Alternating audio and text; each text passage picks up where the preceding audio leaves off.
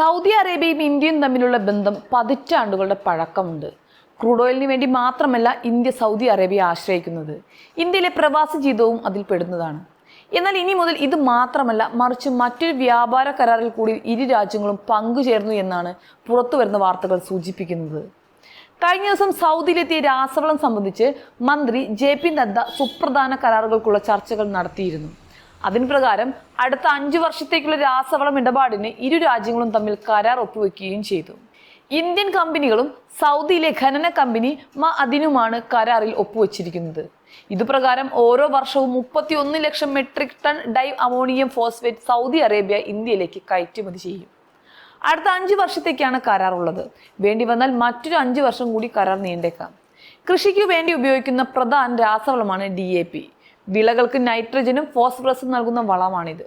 ഇവ ഉപയോഗിക്കുന്നതോടുകൂടി അതിവേഗ വളർച്ച ചെടികൾക്കുണ്ടാകും. മണ്ണിന്റെ ഘടന മെച്ചപ്പെടുത്താനും ഫലപുഷ്ടി വർദ്ധിപ്പിക്കാനും ഇതിലൂടെ സാധിക്കും. ഖരദ്രാവക രൂപത്തിൽ ലഭിക്കുന്ന ഈ വളം മണ്ണിന്റെ ഘടന മനസ്സിലാക്കി മാത്രമാണ് ഉപയോഗിക്കുക. ഇന്ത്യയിൽ ഭക്ഷ്യസുരക്ഷ ഉറപ്പാക്കാൻ വേണ്ടിയാണ് DAP ഉപയോഗിക്കുന്നത് എന്ന് ഉദ്യോഗസ്ഥർ പറയുന്നുണ്ട്. ഇതിനുവേണ്ടി ഈ രാസവളം കൂടുതൽ ഇറക്കുമതി ചെയ്യേണ്ടതുണ്ട്. സൗദി അറേബ്യയുമായുള്ള കരാർ ഇതിന് സഹായിച്ചേക്കാം. യൂറിയയാണ് ഇന്ത്യ പ്രധാനമായും വളമായി ഉപയോഗിക്കുന്നത്, കൂടാതെ DAP. സത്യം പറഞ്ഞാൽ ഇതിൽ ഏറ്റവും വലിയ തിരിച്ചടി ലഭിക്കുന്നത് ചൈനയ്ക്കാണ്. ഇതുവരെ ഈ വളത്തിന് വേണ്ടി ഇന്ത്യ പ്രധാനമായും ആശ്രയിച്ചിരുന്നത് ചൈനയായിരുന്നു.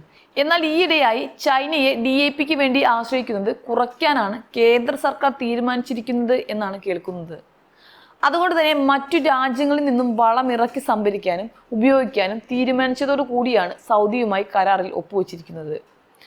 അതിന്റെ പ്രധാന കാരണം ചൈന ഇടയ്ക്കിടെ DAP കയറ്റുമതിയിൽ നിയന്ത്രണങ്ങൾ വരുത്താറുണ്ട് എന്ന് തന്നെയാണ്.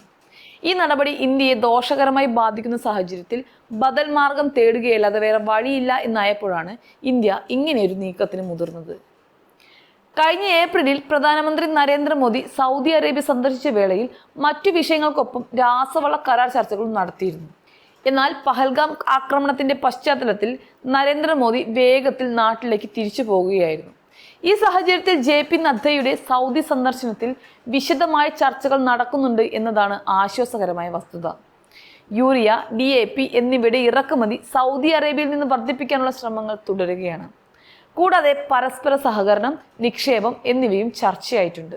മാത്രമല്ല, ഇന്ത്യൻ പൊതുമേഖലാ സ്ഥാപനങ്ങൾക്ക് സൗദിയിലെ രാസവള മേഖലയിൽ നിക്ഷേപിക്കാനുള്ള സാധ്യതയും ആരായുന്നുണ്ട്. സൗദി അറേബ്യ ഇന്ത്യയിൽ നിക്ഷേപിക്കുന്ന ചർച്ചകളും നടന്നുവെന്ന് ഉദ്യോഗസ്ഥർ വ്യക്തമാക്കിയിട്ടുണ്ട്. എന്തായാലും ഇന്ത്യയുടെ അപ്രതീക്ഷിതമായുള്ള ഈ നീക്കം ചൈനയെ അക്ഷരാർത്ഥത്തിൽ ഞെട്ടിച്ചിട്ടുണ്ട് എന്ന് വേണം പറയാൻ. അതിന്റെ ഭവിഷ്യത്തുകൾ വരും ദിവസങ്ങളിൽ പുറത്തു വരുമെന്ന് തന്നെ പ്രതീക്ഷിക്കാം.